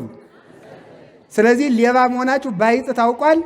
አይጥ ያለባችሁ ሰዎች ሌባ ናችሁ፣ ውሸታም ናችሁ፣ ቀጣፊ ናችሁ፣ ተንኮለኛ ናችሁ ማለት ነው። አይጡን ያጥፈላችሁ። አይጥ ምንድን ነው ስራው? እናንተ ራሳችሁ አይጡ ናችሁ ይሆናል። አይጥ ዝም ብላ ያንም መብላት ይኸውላችሁ፣ ስጋ በል ሳር በል እና ምንድን በል ነው የሚል ሳይንሱ፣ ሁለበል ይለዋል። በሶስት ይከፍለዋል። ስጋ በል በሉ፣ ሳር በል እሺ። አንበሳ ምን በል ነው? በሬሳ፣ አይጥሳ ሁለበል። ይኸውላችሁ ጫቱንም ምኑን የሚቀምሰው አይጥ ነው። ይሄ ሁለበል ነው። አይጥ ሳይመርጥ የሚበላ ያልተፈቀደለትን የሚበላ አይጥ ስራ የብላ የተቀደሰ ነገር መብላት ትወዳለች። አሁን በገና ቢኖር ቆማምጠው ነው የምታድር። ደግሞ ዛሬስ ብላ ይድነቃችሁ ብላ ቤተ ክርስቲያን ዕቃ ቤት መግባት ልጀምር አስባለች አለው ነው እንግዲህ። ዕቃ ቤትም እየጀማመራት ነው። እነማን ሌባ ሆኑ? እኛም ሌባ ሆን ማለት ነው እንግዲህ። ደግሞ መቅደስ ልገባ ነው እንዳትል እግዚአብሔር ይጠብቃት። ይኸውላችሁ እኔ እመቤቴን ከልቤ ነው። እኔ ከክርስቲያን ቤት የአይጥ ወጥመድ ባገኝ ውርደት ነው። አቡነ ዘበሰማያት ብላችሁ አይጥ ማጥፋት አለባችሁ። እየሰረቅን ነው እንደ አይጥ ያንጋጋብን። አይጥ ሰራዊት አመጣና ዛሬ የሰው አይጥ በዝቶ ነው መከራ የገባ ነው። አይጥ አመጣባቸው። ምን እናድርግ? ኧረ ይህች ትሂድልን ፈጀችን እኮ አሉ። ወደ ጌት ወደሚባል ሀገር ሰደዷት። በዚያም ፈጀችባቸው። ወደ አስቀሎና ወደሚባል ሀገር ሰደዷት። በዚያም ፈጀቻቸው። ወደ አቃሮን ወደሚባል ቦታ ሰደዷት። በዚያም ፈጀቻቸው። አምስቱን ስታሸንፍባቸው ምን እናድርግ ተባለ። አይ እንዴት እንግዲህ ይችን ጽዮንን ጠንቋዮች በሙሉ ተሰበሰቡና እናንተ እስቲ እንግዲህ 5 ነገስታት ተሰብስበው ጽዮንን ማሸነፍ አቃታቸው። ማምላክን ተመልከቱ። 5 ነገስታት ሰራዊት አላስከተተች፣ ጦር አላዘመተች፣ መሳሪያ አልያዘች፣ ጋሻ አላስታጠቀች። ጽዮን ብቻዋን 5ቱን ነገስታት በሙሉ አንቀጠቀጠቻቸው። ጽዮንን የያዘ ሰው ብቻውን ያሸንፋል። ከዚያ በኋላ ተመልከቱ ምን አደረጉ? ጠንቋዮች ተሰብሰቡ። ኑ አረ ይቺ ጽዮን የምትባል የእስራኤል አምላክ ታቦት መታ በጠበጠችን እባካችሁ አሏቸው። እስቲ እንግዲህ የምንገብርላችሁ ጠንቋዮች አንድ አርጉን። የለም ዝም ብላችሁ ጽዮንን አገሯን ካልሰደዳችሁ አገር ሰላም አይሆንም አሉ ጠንቋዮቹ። ከዚያ በኋላ ተመልከቱ አያችሁ፣ ታቦት ቢሰረቅ አትደነቁ። የሚሰረቀው አንደኛ ሀቤቱ ያሉትን ልክስክሶች ለማጥፋት ነው። ሁለተኛ ደግሞ በዚህ ሀገር ዶ ደግሞ ትዕቢተኞችን አመድ አድርጎ ለመምጣት ነው። እዚያ በኋላ ሄደና ምን አደረጉ ተመልከቱ። አይጥ ስላመጠቻችሁ የወርቅ አይጥ አሰሩና ስጧት። እናቴ እባክሽ አይጡን አቁሚልን ብላችሁ የወርቅ አይጥ አሰሩና ስጧት ተባለ። የወርቅ አይጥ ተቀበለች። እጅ መንሻ እኮ ነው ማለት የወርቅ አይጥ ማለት ተቀበለች። እበጡ እንዲጎልላችሁ እበጡ መከዳ ቀላል መስሏችኋል? የበር ግማሽ እኮ ነው። እበጡ ተድበልብሎ ስለሆነ ያበጠ ሰው ብቻ ነው የሚያውቀው መከራውን። ያንን እንዲለቅላችሁ እበጥ የሚያህል ወርቅ ስጧት ተባለ። ያንን አሰሩ። ሰረገላ ተሰራላት። አዲስ ነው፣ ጣዖት ያልነካው አዲስ ሰረገላ ተሰራላት። ከዚያ ሁለት አንዳንድ ጥጃ የወለዱ 2 ጊደሮችን አምጡ ተባሉ። እነዚያ ጊደሮች መጡ። እነዚያ ጊደሮች ሰረገላውን ተሸከሙ። ከዚያ ላይ ታቦተ ጽዮን ከዚያ ላይ ተቀመጠችና በወርቅ ታጅባ ስደዷት ተባለ። 5 ነገሥታት በኋላዋ ሁነው ጥጆቹ ዘወር ሳይሉ ጊደሮቹ ጥጆቻችን ሳይሉ ሳይጮሁ ቀጥ ብለው ታቦተ ጽዮንን ይዘው ሄዱ። ከዚያ ሂደው በምድረ በዳ ሌዋውያን ካህናት አገኟት፣ ተቀበሉና ጊደሮቹን አርደው ሰረገላውን ፈልጠው ጊደሮቹን መስዋዕት አደረጉ። ታቦተ ጽዮንን ተቀበሏት። እነሱም ፍልስጤማውያንም ተመለሱ፣ ቁስላቸውም ዳነላቸው። ከዚያ በኋላ ተመልከቱ፣ 7 ዓመት በበረሃ ተቀመጠች። 7 ወር ተቀምጣለች። 7 ዓመት ይቅርታ ተቀምጣለች። በኋላ ደግሞ እንደገና ተቀምጣ ደግሞ ከዚህ ተነስታ ደግሞ ወደ አሚናዳብ ቤት ሄደች። በዚያ ደግሞ 20 ዓመት ተቀመጠች። 20 ዓመት ተቀመጠች። አሁን ከቤት ሰው ወጣ። ማን ወጣ? ከቤተ ክህነት ሳሙኤል ወጣ፣ ከቤተ መንግሥት ዳዊት ወጣ። ሁለቱ ሲደርሱላት ቤቷን ዙራ መጣች። ይኸውላችሁ እግዚአብሔር ከቤታችን ሰው አውጥቶ ክብራችን ይመልስልን። ከቤት ሰው ሲወጣ እግዚአብሔር ክብር ይመልሳል። ቅን ሰው ሲገኝ፣ ከመቅደሱም ሰው ሲገኝ፣ ከመንግሥትም ሰው ሲገኝ የሀገር ክብር ይመለሳል። ከመቅደስም ሰው ሲጠፋ፣ ከቤተ መንግሥትም ሰው ሲጠፋ አገር ይፈርሳል። እግዚአብሔር ሰው አያጥፋብን። ሰው ሲወጣ የመቅደሱ ክብር ተመለሰ። መቅደሱ ሲነጻ ታቦቱ ተመለሰ። መጣች። ከዚህ በኋላ በዛሬው ዕለት ታቦተ ጽዮን መጣችና በቅዱስ ዳዊት ዘመን ቅዱስ ዳዊት አዘጋጅቶ ሂዶ ተቀብሎ ይዟት መጣ። ቅዱስ ዳዊት ዘየሐይድ አይነ ይላል። አይን የሚያንጸበርቅ የወርቅ ኤፉድ ለብሶ የወርቅ ግምጃ ለብሶ የወርቅ ዘውድ ለብሶ ንጉሱ ከዙፋኑ ወርዶ ለታቦተ ጽዮን ዘመረላት፣ ሰገደላት። በእልልታ በግርግዳ መጣች። ከዚያ በኋላ መጣ። ስትመጣ ዘንበል አለች። ዘንበል ልትወድቅ ነው መሰል ብሎ አንዱ ኦዛ የሚባል ሰው ነው ደገፍ አረጋለሁ ሲል መልአክ መጥቶ ቀኝ እጁን በሰይፍ ይውላችሁ። አሁን አንዳንድ ምዕመናን በየዋህነት ታቦቱ ሲያልፍ እንዲነካችሁ ጠጋ ጠጋ ብላችሁ የምትቆሙ ሰዎች አላችሁ። ይሄ ያስቀስፋል። አሁን እንግዲህ ታቦቱ ሲገባ ውስጥ ያሉት ሰዎች ይሰማቸዋል። ይሰማሉ። ውስጥ ያሉት ይሰማሉ አይደል? ትሰማላችሁ አይደል? እየሰማችሁ ነው መሰል። ስለዚህ አሁን ታቦቱ ሲገባ አሁን አንዳንድ የዋሃን እናቶች ጨርቃቸውን ያነጥፋሉ። አንዳንዶች ደግሞ ምን ያደርጋሉ መሰላችሁ? እንዲያው ታቦቱ እንደመታከክ ብሏቸው እንዲያልፍ ጠጋ ይላሉ። ይሄ ያስቀስፋል። የወላድ መካን ነው የሚያደርገው። እድሜን ያሳጥራል። ከታቦት አትጠጉ። ተጠግተው እንዲያውም እኮ ዛሬ ቦታውም ሩቅ ነው፣ ቦታም ድህነት ኖሮ ነው እንጂ በምዕመናንና በታቦቱ መካከል 2000 ክንድ ርቀት ይኖር ነው የሚለው። ስንት ክንድ ነው ያልኳችሁ? 2000 ክንድ። በተለይ ደግሞ ዛሬማ የከተማ ባለሀብቶች እንደ ቤተ ክርስቲያኑ ሲሰራ 10,000 ብር 20,000 ብር እንደ መስጠት ያደረጉት እንደ ጳጳስ ያደርጋቸዋል። አብረው ነው የሚዞሩ። እንዲያው እኮ ይገርማችኋል እኮ ይሄ ነውር ነው በእውነቱ ማለት። ውረዱ እንግዲህ ነግሬያችኋለሁ። እዚህ ጠጋ ጠጋ ያላችሁት ሁሉ ምዕመናን እኔ ከአሁኑ ጀምሮ ብትወርዱ ይሻላችኋል። ውረዱ። አሁን በዚህ ያላችሁት ሁሉ ውጡ። አሁን ውጡ፣ ኑ ውረዱ። በዚህ ያላችሁ ምዕመናን ከዲያቆን ውጭ ውረዱ። ሴቶችም ወንዶች ወደታችሁ ውረዱ። ጨርሻለሁ። በእርግጥ ትምህርቱን አንተ ውረዱ። ለራሳችሁ ብዬ ነው እኔም አምላክ። ውረዱ። ሽማግሌ ብትሆን ወጣት ብትሆን ቅስና ከሌለ እዚች አካባቢ ውረዱ። ውረዱ። ውረዱ። እኔ 20 ደቂቃ የሚፍጅ ውረዱ። ወደታች ዲቁና የሌለው ሰው ወደታች ውረዱ። በሉ እኔ ባላያችሁ እኔም ጨደ እግዚአብሔር ያችሁ ብትወርዱ ባትወርዱ ከቃሉ ጋር ናችሁ። እግዚአብሔር ከሁላችን ጋር ይሁን። ደግሞ ይውላችሁ አንደኛ የሚቀሰፍ ከታቦቱ ቀረብ ያለ ሰው፣ ሁለተኛ ደግሞ ምን ያደረገ ሰው መሰላችሁ? ምን ያደረገ ነው? አንዲቱ ደግሞ ጅለዋል እንደ እነዚህ ሰዎች ለታቦት እልል የሚሉ አለች። ደግሞ ያች ማናት? ሜልኮል ናት። ታቦት እልል ማለት ምንድን ነው? ማህፀኗን ዘጋው እግዚአብሔር። ለታቦት እልልታን ለታቦት የሚቀርብ ማህሌትን የሚተች ሰውና የሚነቅፍ ሰው ታቦት ሲዞር ታቦት ሲወጣ ተገትራ በመስኮቱ አይ ዳዊት እንዲህ ብለህ ትከስር እያለች በመስኮቱ ትሳለቅ ነበር። እግዚአብሔር እስከምትሞት ድረስ ማህፀኗን ዘጋው።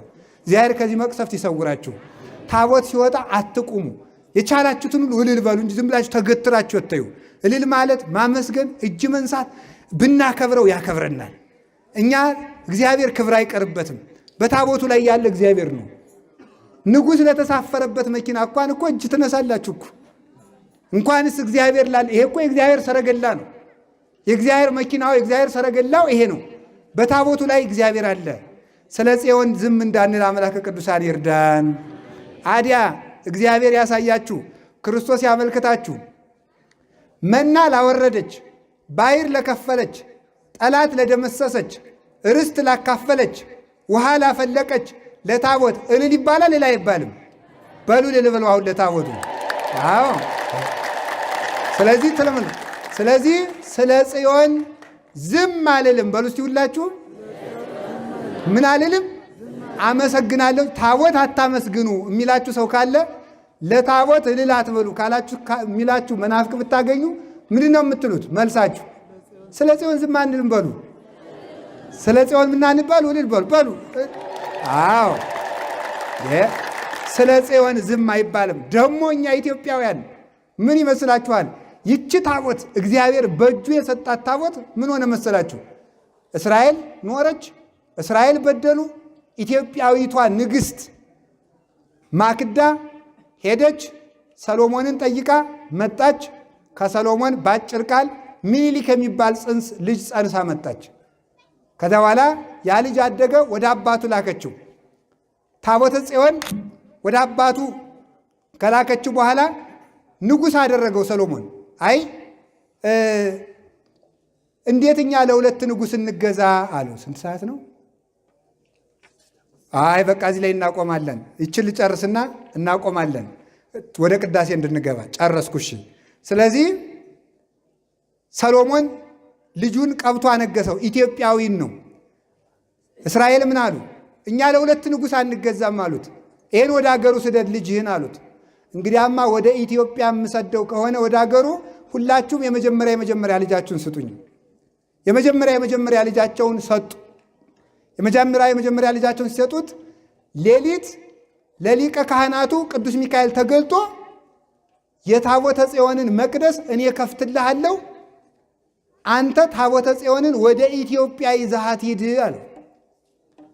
ከዚህ በኋላ ተመልከቱ፣ አምደ ብርሃን እየመራቸው በቀዳማዊ ሚኒሊክ አማካኝነት ታቦተ ጽዮን መታ ህዳር 21 ቀን ኢትዮጵያ የገባችበት ቀን ነው።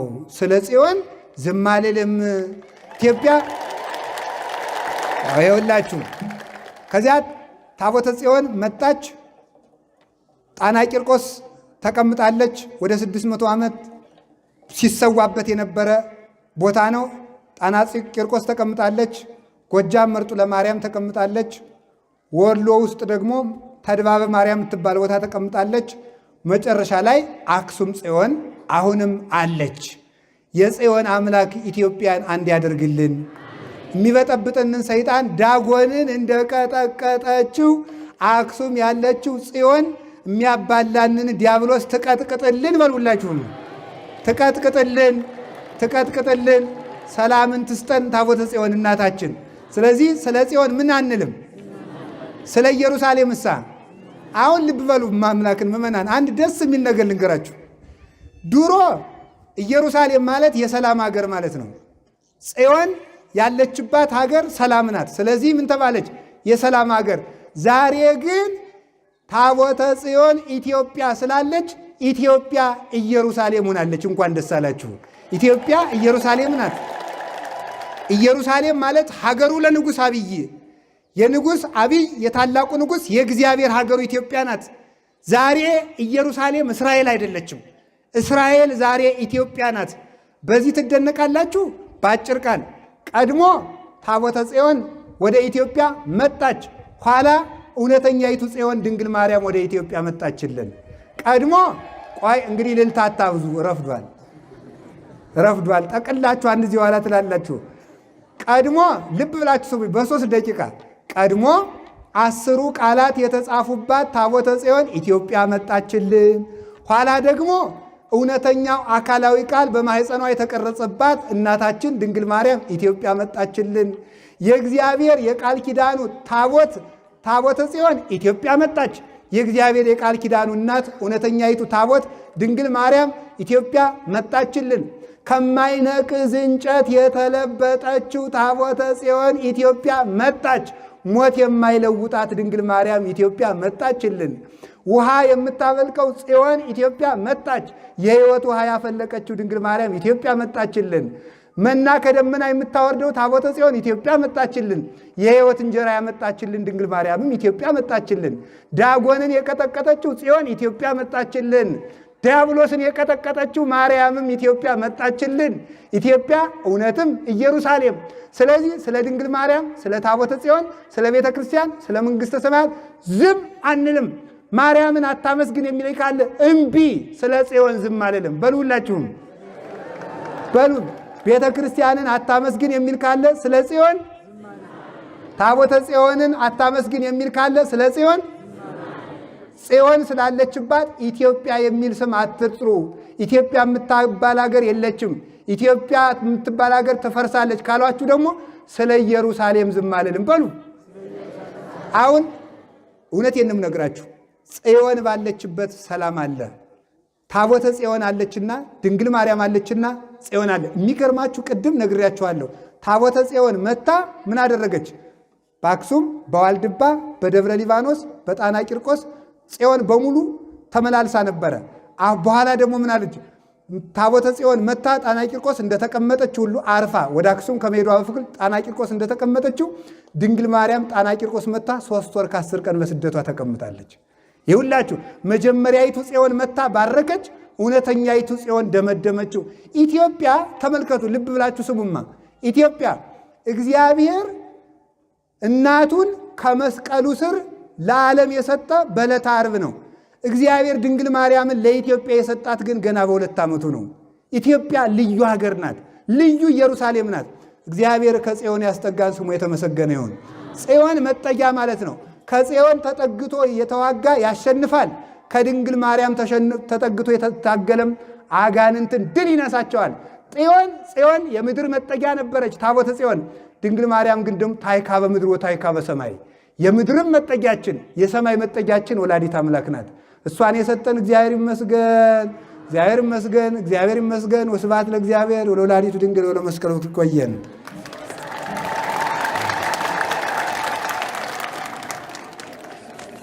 እግዚአብሔር ይስጥልን፣ የአገልግሎት ዘመናቸውን ያርዝምልን። እግዚአብሔር አምላካችን ከዓይነ ሞት ይሰውርልን።